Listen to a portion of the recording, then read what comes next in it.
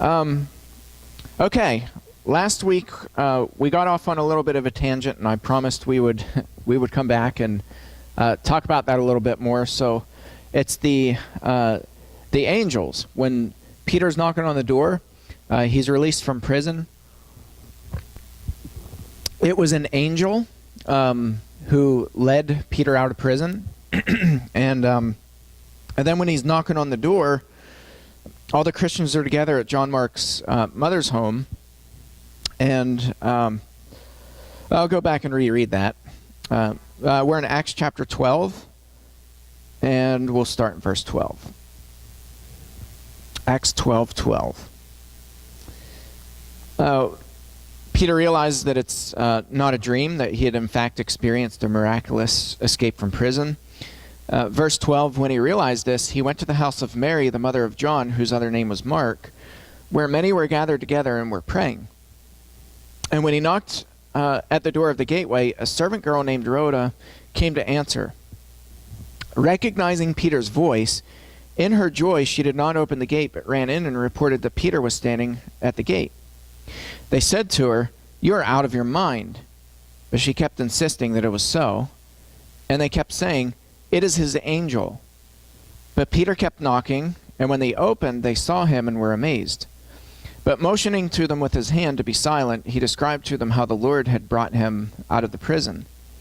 And he said, "Tell these things to James and the brothers." Then he departed and went to another place. So I'm going to stop there for a second and say, first of all, it was an angel of the Lord, verse 7. Behold, an angel of the Lord stood next to him, and a light shone in the cell. He struck Peter on the side and woke him, saying, "Get up quickly." And the chains fell off his hands. So it was an angel who led Peter out. And then when Peter was knocking on the door at the house where all the Christians were gathered together, they were praying for him.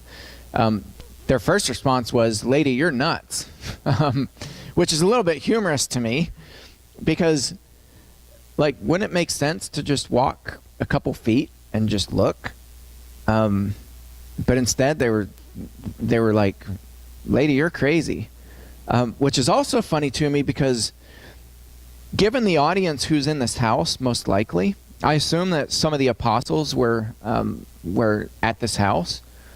It's John Mark's mother's house, so we can assume that John Mark is there.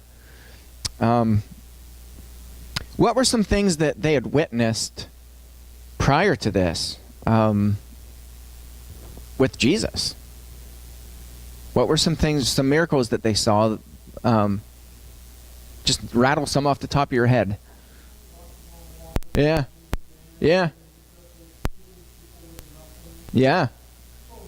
Walking on water, raising people from the dead, healing cripples. Feeding the 5,000 from a couple loaves and a few fish. What else? Transfiguration. Just Jesus, chilling out, talking with Moses and Elijah. No biggie. What about this is a really bizarre one. It's in Matthew, is it? The Walking Dead. Right? People coming out of tombs. That's a little bit odd. Yeah, water into wine. That one still weirds me out with the people just raising from the dead. It wasn't people being healed. It was people walking out of tombs. Just like, and the way it's recorded, it's like not this hyper like it would be if we would write it. It's just like, yeah, and people are walking out of tombs. Like, this is crazy. Like, this is really cool stuff. These people witnessed this stuff. I mean, and so much more. There's so much that's not recorded. John says in his gospel that there were so many other things that happened in Jesus' life that it could fill many books and fill the world with all these books. We have a fraction of what was actually took place. What's recorded is a fraction of what took place. How about the demonic people? Legion. This guy's like ripping chains off, and he's chained up naked, and he's ripping chains out of the walls of a cave, and he's just terrorizing people, and the guy just like screams and all these demons come out of him when he sees Jesus. I mean, just crazy stuff like this. Over and over and over. It's not like they witnessed one or two things. They witnessed a ton of this stuff. So when Peter is knocking on the door, I find it a little bit interesting, don't you? That their first response is, "Lady, you're crazy." Yeah, that's right. That's right. They've been praying for him. Like, what do you think they were praying for? That he rest in peace? Like, clearly they're praying. I would imagine they're praying for Peter's release. Peter knocks on the door, and their first response is, "You're crazy." This, people, gives me great hope. Because when I have struggles with my faith, right? When we question, when we ask certain questions and we come with disbelief, this gives me hope. This gives me a lot of hope. These are people who are witnessing this stuff, who are by Jesus' side, and they didn't believe that it was really Peter knocking on the door. That's important, I think. Because like what's crazy is this inherent arrogance and finger pointing that we do with other Christians. Well, you just don't have enough faith. Well, you need to have more faith. And I'm like, man, these were people who had tremendous faith. And they still questioned. Sarah, think about Sarah. She laughed. Right? An angel comes and sits with Abraham and says, you know, you're gonna have kids. Sarah's out there like giggling, laughing, like this is crazy talk. And on and on and on. We could go through everybody in the Bible and look at all these different places where they really struggled. How about Jonah? You think he struggled a little bit? Oh yeah, that's right. Yeah, he's off the charts. Elijah's another one. Elijah, like I find this amazing. He's on this like incredible spiritual high, and he just has like like all the he just brings down all these foreign gods, and he's like just demonstrates that God comes down and is like this big powerful God, and there's like fire and all this crazy stuff, and then it seems like a few days later he's running and he's hiding, and he's suicidal. Yeah.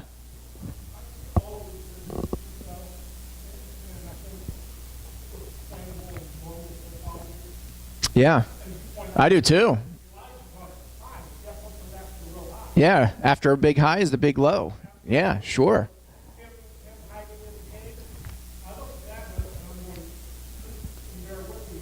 Yeah.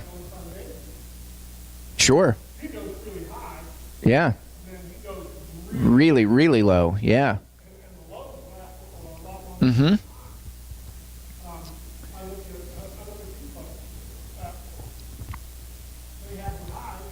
Yeah.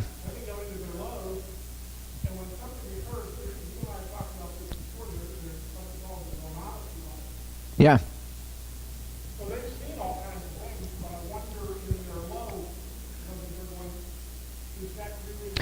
I think that's a good point. I think, in fact, that may be the point. You know, this is clearly a low moment for them, for the disciples. James, the brother of John, has just been killed. He's been beheaded. James is likely at the house. John, rather, is likely. Yeah, James, the brother of Jesus, likely would be at the house. You would have John, the brother of James who was beheaded, would be at the house, most likely. Clearly John Mark is there. You have other Christians who are gathered. This is a core group of people who have just been rocked after tremendous highs. You know, you look at what precedes this. The church is growing, it's expanding. There's peace. There's courage. There's in the midst of persecution, there's courage. There's there's just all these high points, and I think this is a tremendous low, and I think that's a good point. I think of Elijah too. Elijah, when he goes to Horeb, he goes up, and how does God show up? Let me rephrase that. How does Elijah hear God? In a whisper, right? Like rocks are shattering. And I don't think I'm more of a literalist. I don't think this is hyperbole. I don't think it's like this metaphor for what happened at Horeb. I think rocks were literally shattering around Elijah. I think that he saw fire. He heard this tremendous wind. By the way, wind in both Hebrew and Greek. In Hebrew, it's ruach.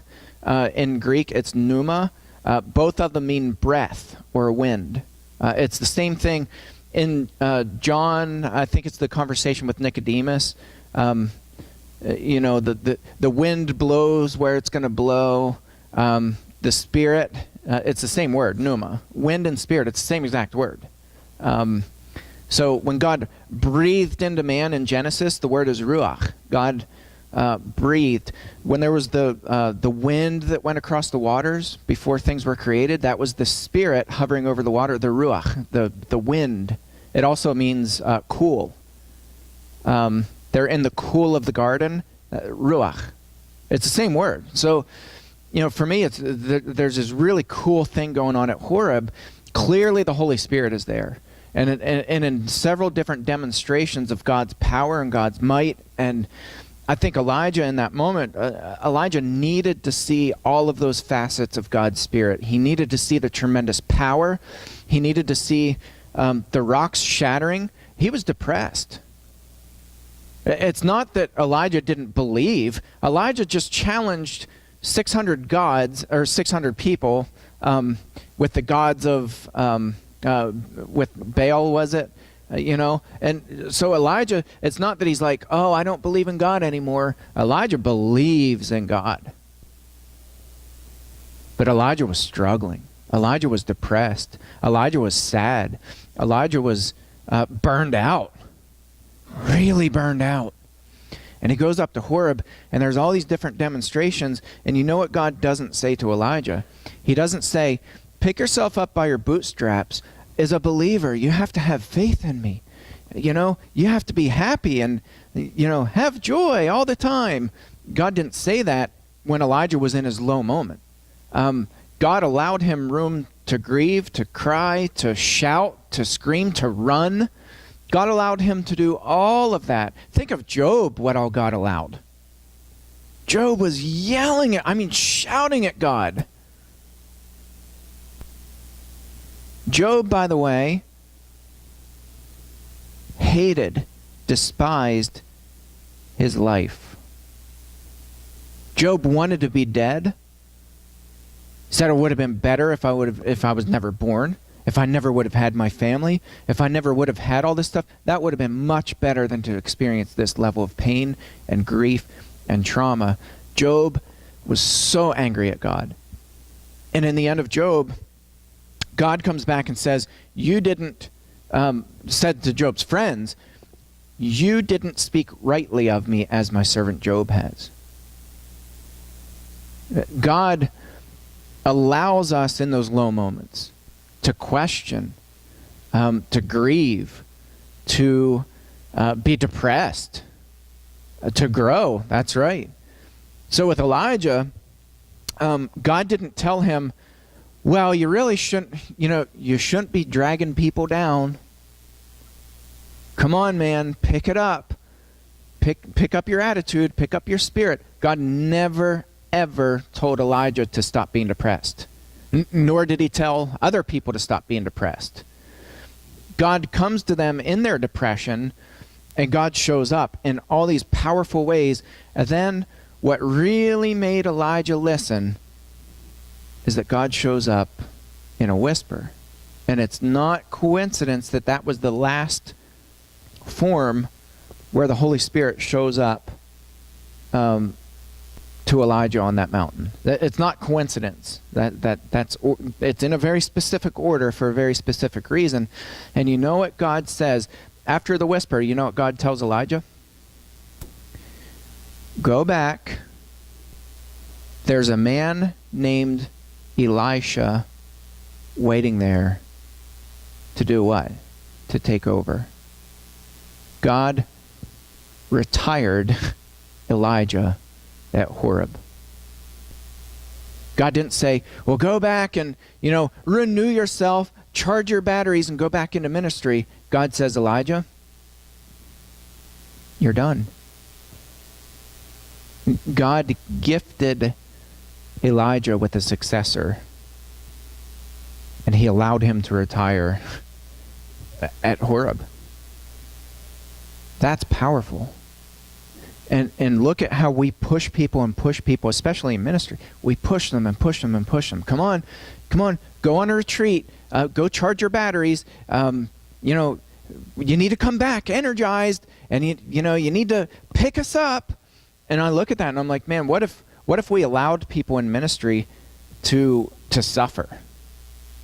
What if we allowed people to question? What if we allowed people to have these questions to say, no, that can't be Peter.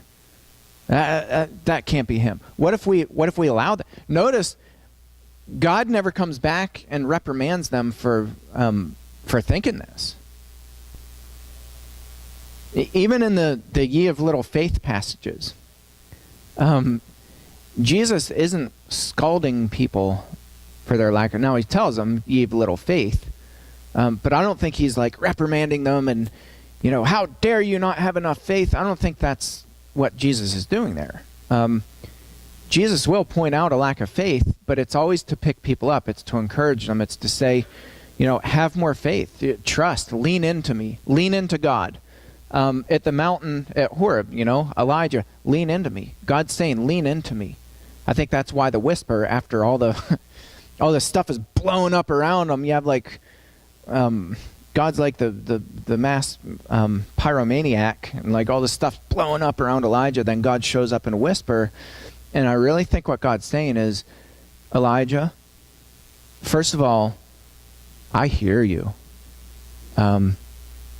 We're gonna give you a retirement. Elisha's taken over, and I want you to know the gentleness of the Lord and the rest that's in me.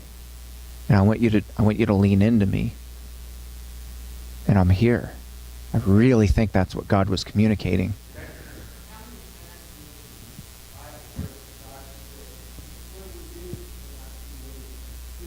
Yeah. Yeah. Yeah, I mean, it's demonstrating the sovereignty of God. I mean, God knows far more than we ever will. And, we need to lean into that. We need to trust. We need to trust that God takes. I mean, when we pray for David, I struggled to know what to pray for your son. I really do. But the one thing that we need to do is to lean into God. We need to lean in and trust and say, okay, we're not even going to pretend to know what God's doing with your son. I'm not going to pretend to know. I know it. It sucks.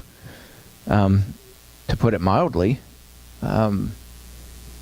but we don't know, but we can trust and we can lean into that, and we can grieve, and we can be angry, we can lament and say, I don't like what's happening right now. You have all the right in the world to lament what's going on in your family. You can yell at God, shout at God, and say, I'm angry right now. I'm angry that all this is going on, that there's so much stinking heartache and heartbrokenness and so much destruction going on in my family. I know, I lived it. I was so mad at God for so long. And I thought, it's not that I ever doubt the goodness of God. I don't doubt the goodness of God, but it's that thing, and I think that's human nature to come back and to say, but God, at the end of the day, you allow this to happen. I mean, that was Job's complaint. Job indicted God, rightfully so. It wasn't like a human, from a human perspective, I indict God. It was, Job came back and he said, God, you did this. And Job was right.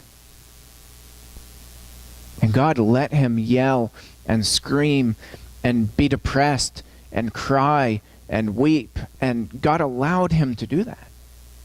Just like God allowed these Christians in that room to not believe in that moment for whatever reason. They didn't believe it was Peter knocking on the door. God didn't yell at them. He didn't call them, ye of little faith. God allowed them to do that. And I think that's so important.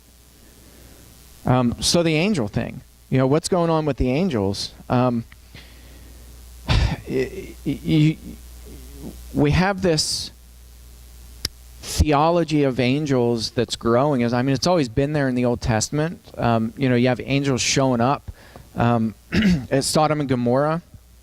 It's an angel that's walking around and kind of it's describing things over and over and over throughout the Bible. You have these angels who are showing up in human form often. But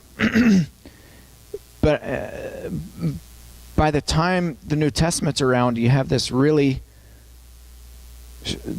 strong theology of demons, which didn't exist in the Old Testament. It was there, it was present, but it wasn't this strong idea of demonology and the evil forces.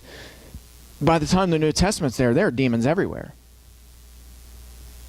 And so the question is, where did this idea come from? How did it develop? When did it develop? I think in order to really understand this, we need to look at the Dead Sea Scrolls. The Dead Sea Scrolls were discovered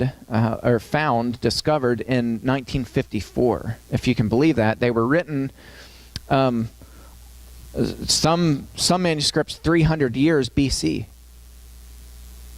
These are original manuscripts that were found in 1954. They had been untouched, hidden away in a cave, in 11 different caves, in Qumran, right next to the Dead Sea, for 2,300 years. That is absolutely miraculous.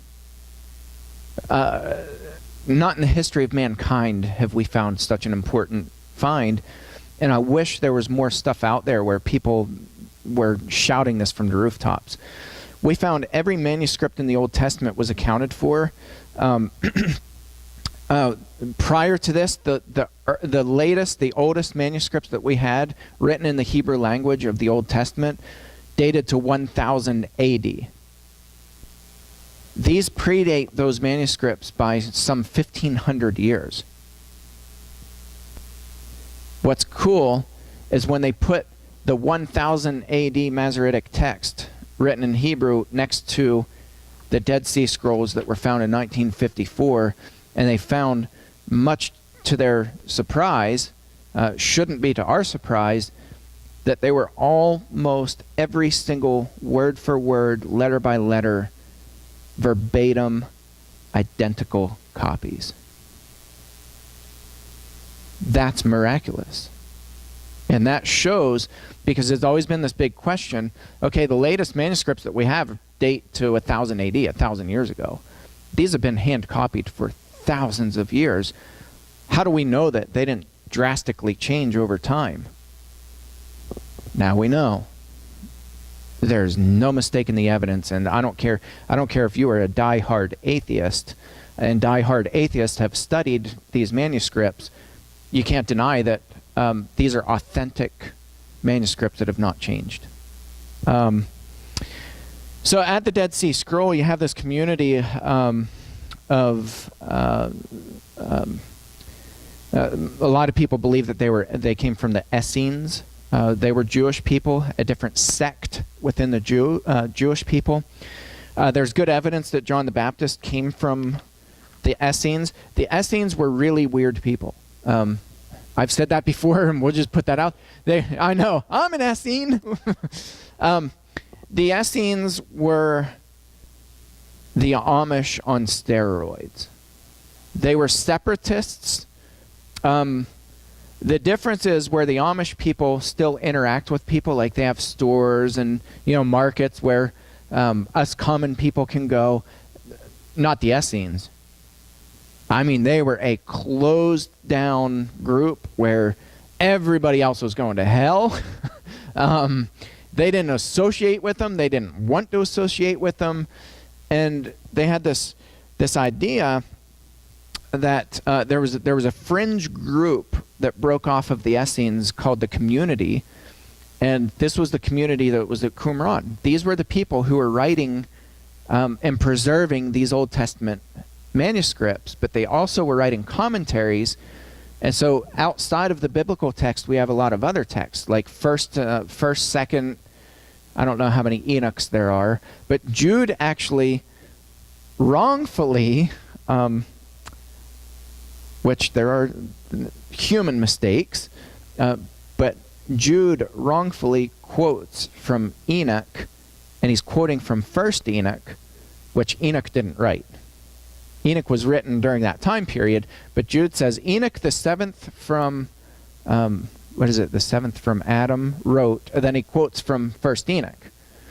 Okay, First Enoch was a text that was written, to the best of our knowledge, about 300 BC, 250 BC. In First Enoch, that's where we find a lot of our views on angels. Okay, so I'm just going to read this paragraph because this is really important.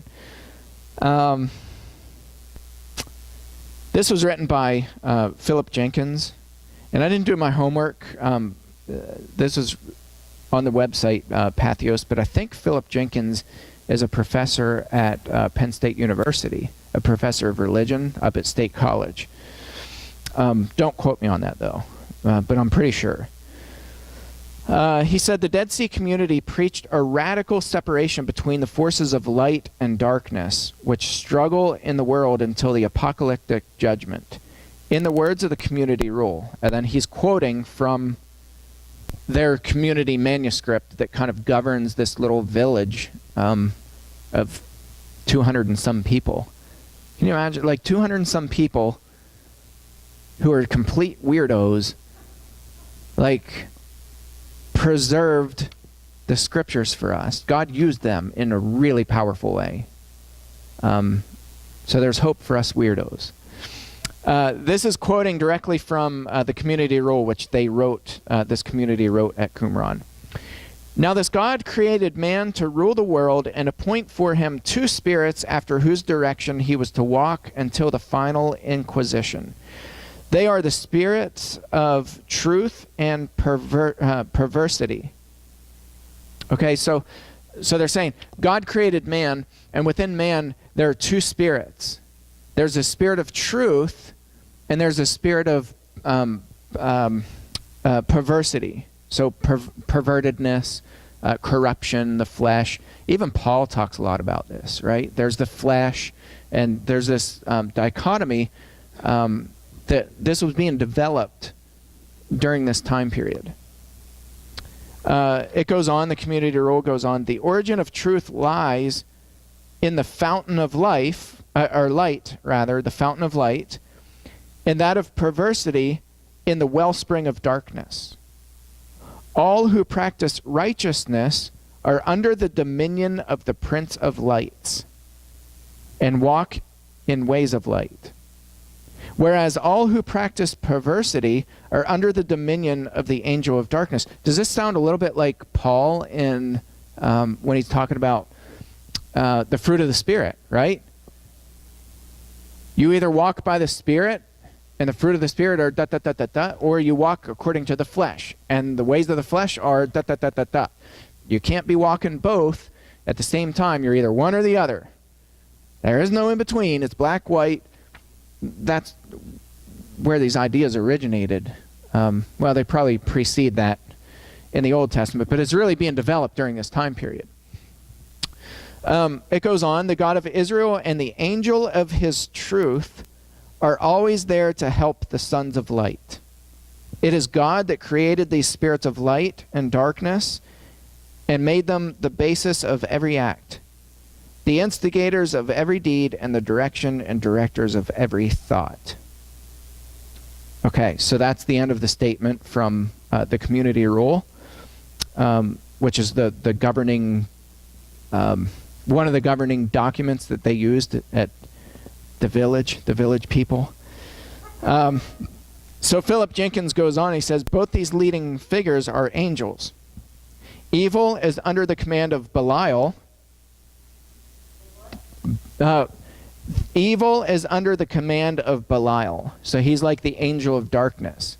Do you remember Jesus when people came, they came to him, they're like, you're an angel of, or you're doing works of Belial. You remember that? Beelzebub, yeah, that was it.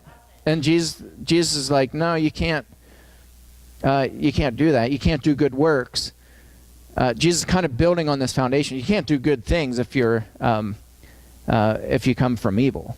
The prince of darkness and those sorts. So this language is there in the New Testament, right?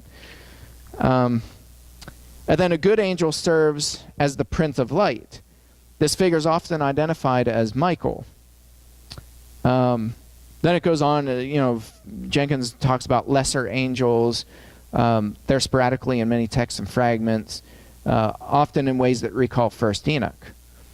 We find references to both Raphael and Azazel. Also from Qumran was the angelic liturgy. So lots of documents that they're writing about these angels of light and angels of darkness, and there's this really weird, bizarre text. There's a commentary on Genesis 6, really weird text, and we've talked about this before, about the sons of, how's it worded? I don't want to butcher it. Genesis chapter 6.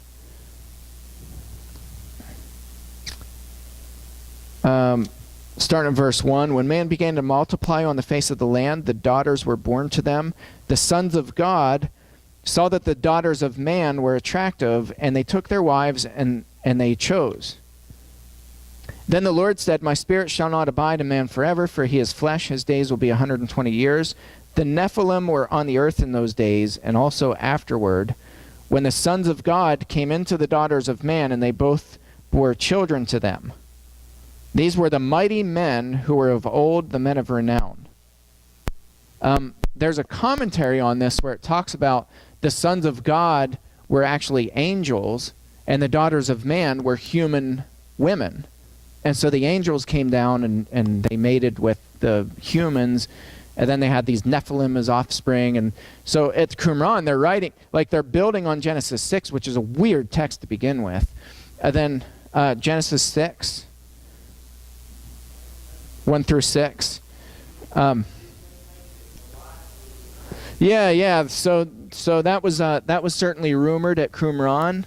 So you have by the time we're at like 300 BC, they're starting to develop this deep theology of angels.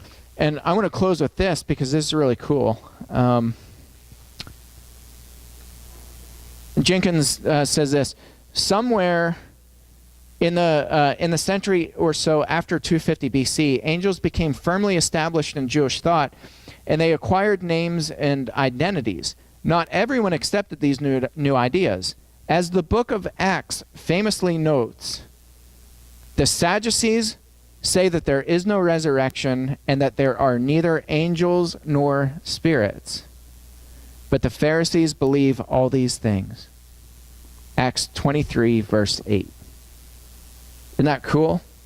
So Paul, who was a Pharisee, he believed in angels, he believed in demons, he believed in spirits, he believed in all these things. So did all these people who were at John Mark's mother's house. John the Baptist, interestingly, if that theory is right, and I think there's definitely merit to it, if John was an Essene and came from Qumran, John didn't believe in any of that stuff. That's pretty crazy. And God used him.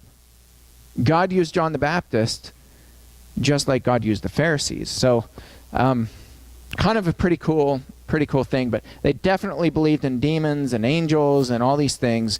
That was a really common solidified thought by the time by the turn of the millennium.